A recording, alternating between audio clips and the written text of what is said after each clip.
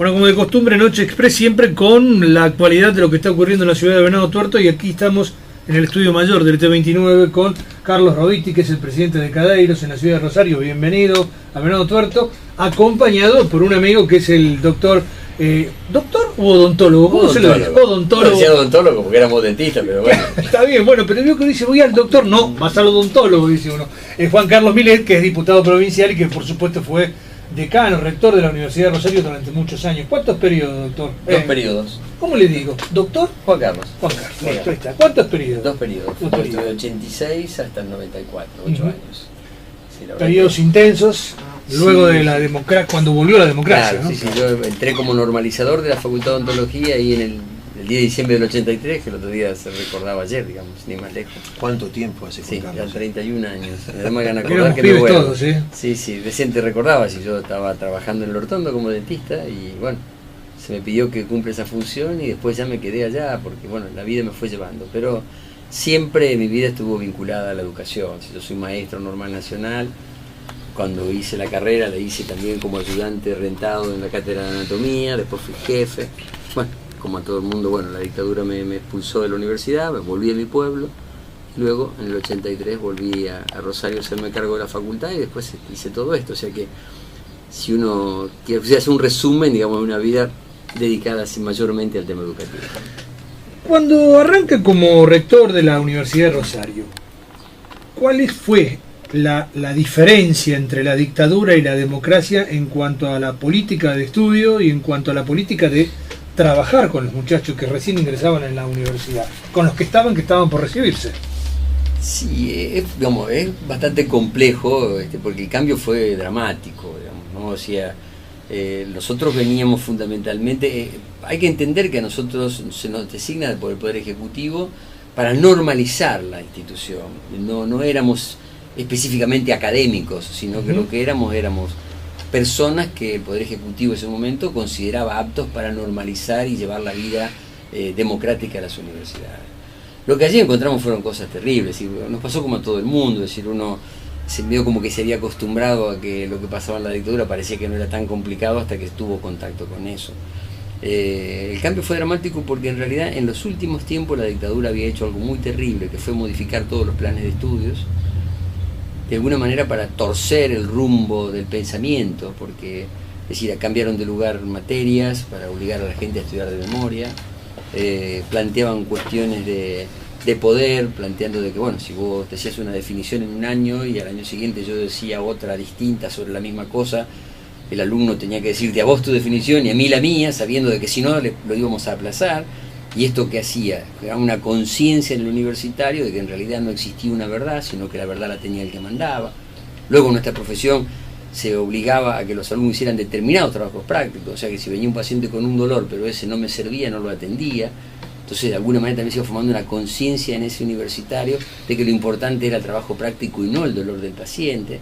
Y todo eso va formando un perfil que era un perfil que tenía un espíritu no crítico ante el conocimiento, una persona que entendía que no existía la verdad, sino la verdad la tenía que mandaba, y donde si satisfacía su necesidad personal no le importaba el resto. Colocado en un cargo público era ideal para una dictadura. Claro. Eso hubo que desmantelarlo, volverlo a mantelar y armar unas carreras que tuvieran que ver con la realidad de nuestra sociedad. Sin perjuicio que todavía falta mucho por hacer, pero que en el fracaso más grande que tenemos hasta ahora es que no logramos que la universidad sea vista por la sociedad como un instrumento valioso para el cambio, para la transformación. Se ve como una fábrica de profesionales y eso es culpa de la universidad fundamentalmente, eso no lo ha sabido resolver. Yo tendré mi cuota parte de allá esos 8 años anteriores, aunque lo trabajamos y muy fuerte, pero bueno, que la sociedad crea que la universidad sirve nada más que para recibirse de algo, es una muestra de por qué nos va mal como sociedad. Si usted hace la misma pregunta en la India o en Estados Unidos, porque esto no hay cuestión ideológica, el que pasa por la vereda y le dice, che, ¿para qué sirve la universidad? Ahí le van a contestar que sirve para contribuir con el desarrollo de la sociedad. Y acá te van a contestar para recibirse de abogado, de ingeniero o algo por eso. Siempre al revés del mundo nosotros, ¿no? Exactamente. Bueno, eso es lo que tenemos que cambiar. Es sistemático, pero es así. Es sistemático.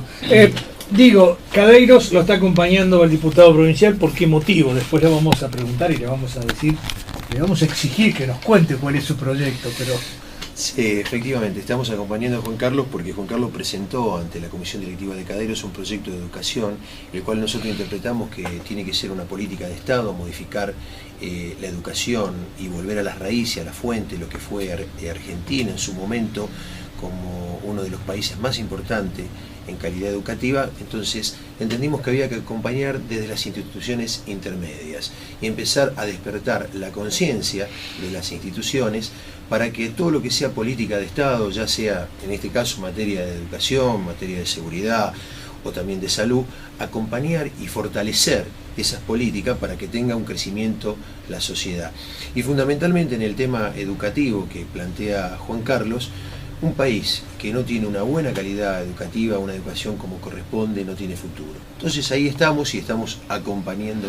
¿Y las entidades intermedias escuchan, apoyan, avalan o no le dan bolilla? Mira, nosotros nos encontramos en que venimos de un sector donde está conformado por un montón de actores. Las entidades intermedias generalmente se fueron manejando a puertas cerradas. Lo que nosotros hemos logrado, llevar a Caderos a la calle, a la sociedad, no solamente defendiendo el sector, sino que también contemplando los intereses sociales para buscar un equilibrio.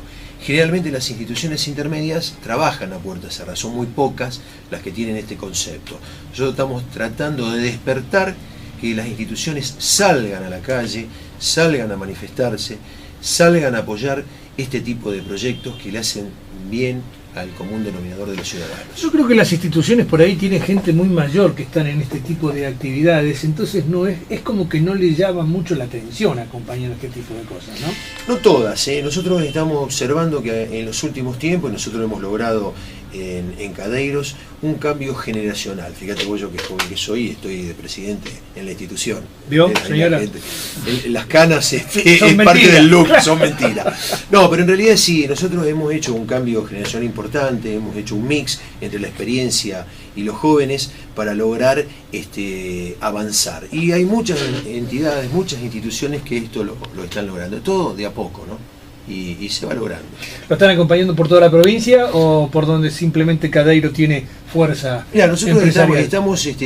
nosotros estamos, vos sabés que Cadeiro está en todo el sur de la provincia de Santa Fe, pero lo estamos acompañando en todos los lugares que sea necesario, porque generalmente estamos haciendo reuniones con estas entidades intermedias en donde queremos que se despierten y que también ellos acompañen.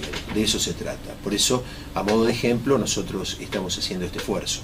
Me dan un minuto y cuando volvemos vamos en sí al núcleo del proyecto del diputado Milet, ¿puede ser? Sí, bueno. Ya volvemos,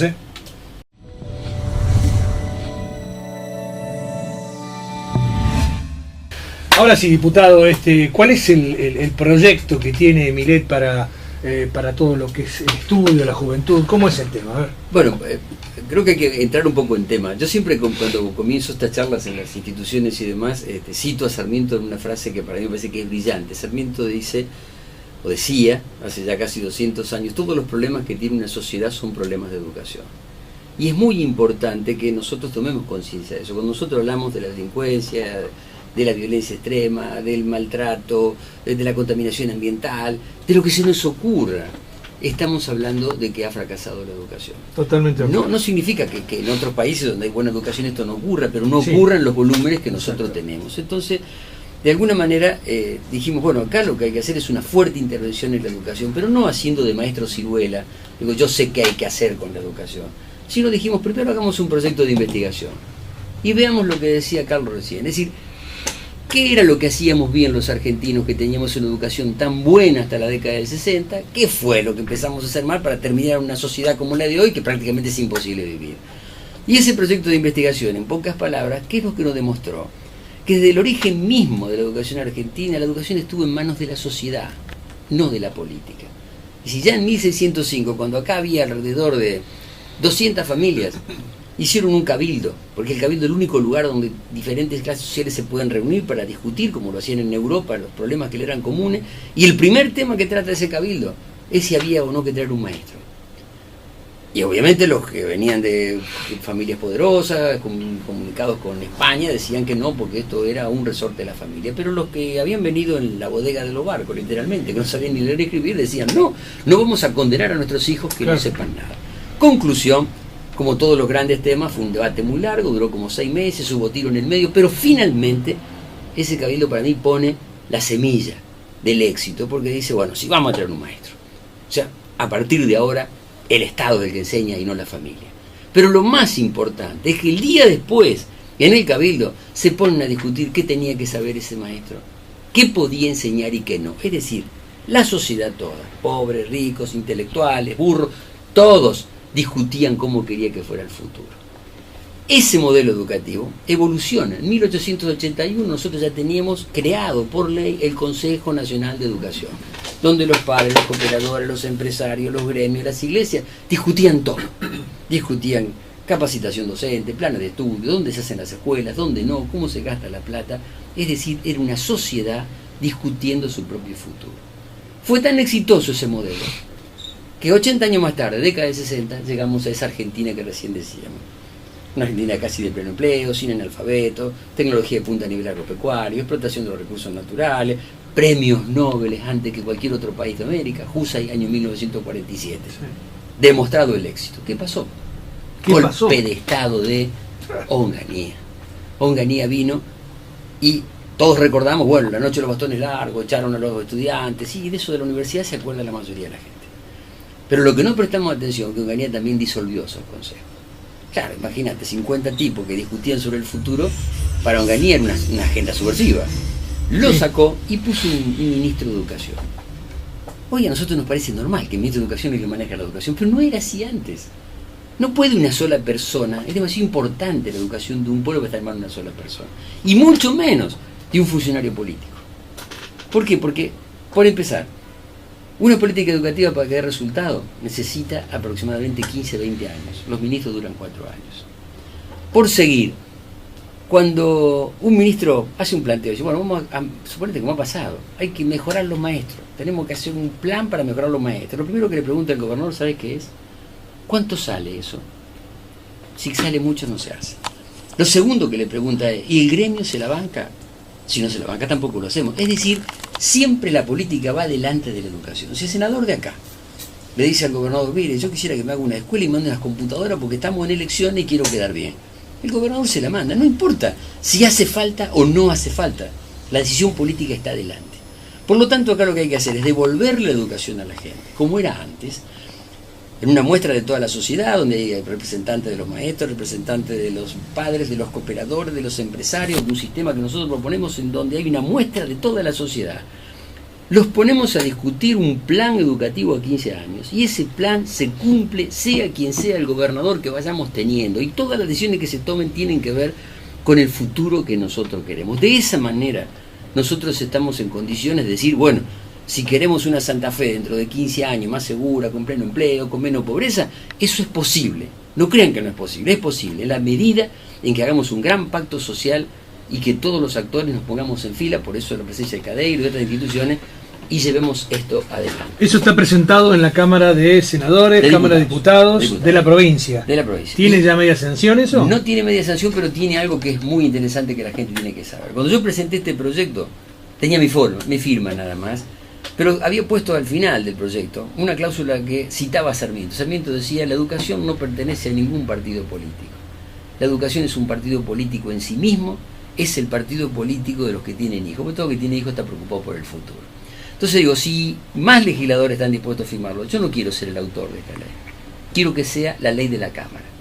El primero que entendió esto fue el presidente de la Cámara, Luis Rubeo, que también lo firmó, yo soy radical, él es peronista, se fueron sumando legisladores y hoy yo podría decirte que este es un proyecto de ley de Estado, como sabemos decir, pero en serio, porque ha pasado por encima de todas las diferencias partidarias y va a tener media sanción seguramente cuando empiece las ordinarias sin ningún tipo de problema. Entonces vos me preguntarías, Juan Carlos, ¿por qué están dando vuelta entonces ustedes? Estamos dando vuelta porque en la medida en que la gente no se dé cuenta la vinculación tan importante que tiene con su futuro, recuperar la educación y esté dispuesta a participar, puede ser una letra muerta como tantas otras leyes. Por lo tanto, la gente tiene que entender que esto que dice Sarmiento, que todos los problemas son problemas de educación, lo son, y que el problema más serio que hoy tenemos, que es la inseguridad, está directamente vinculada. Para dar dos datos, el 80% de los presos de la provincia de Santa Fe no terminaron la primaria. Los chicos que han estado presos durante 6, 7 años y dentro de la cárcel tuvieron la posibilidad de estudiar, dicen cosas que son terriblemente reveladoras. Si tenés un minuto te lo cuento. Un minuto. Chico estuvo preso 7 años. En la cárcel tuvo la suerte que aprendió, que le hicieron estudiar y estudió. Él dijo cuando salió de la cárcel, dice, el problema de ustedes, dice, es que ustedes creen que nosotros, los chicos de la villa, los chicos del delito, tenemos los mismos sueños que ustedes, que queremos estudiar, que queremos tener una familia, no, y si nosotros, yo le voy a decir, yo me creé una cultura, dice él, en donde el héroe es el que mató a un policía o se choreó un blindado, no San Martín o Belgrano. Y mi sueño cuando yo era chiquitito era participar en una toma de rehén en un banco. Entonces cuando ustedes nos traen las becas, el psicopedagogo, incluso nos regalan una casa, eso no nos sirve, nosotros estamos en condición de entender. Y esto es fascinante. ¿Y sabes por qué? Dice algo que yo no me canso de repetir. Dice él, ¿sabe por qué fracasan? Porque son políticas hechas por ustedes, pensando en ustedes. Nosotros somos la clase media. ¿Qué queremos que a nuestros hijos les pase? Que estudien, que sean mejores personas. Si alguien viene y dice, acá tenés una beca para que tu hija estudie, yo, clase media, le beso la mano. Pero una persona como ellos, que están soñando en otra cosa, eso no les sirve. Pero termino con esto para que la gente se ponga contenta. Esos mismos chicos que dicen, ahora que estudié, ahora que entendí, yo también me quiero dejar de robar, me quiero dejar de drogar, quisiera tener un trabajo, quisiera tener una familia. Sarmiento decía hace 200 años, si no hacemos escuela, no nos van a alcanzar las comisarías. Hoy estamos en la etapa que no nos alcanzan las comisarías. No porque no hayamos hecho escuela, porque la escuela no cumple la función que tiene que cumplir, y no la cumple porque está en manos de la política en vez de estar en manos de la sociedad.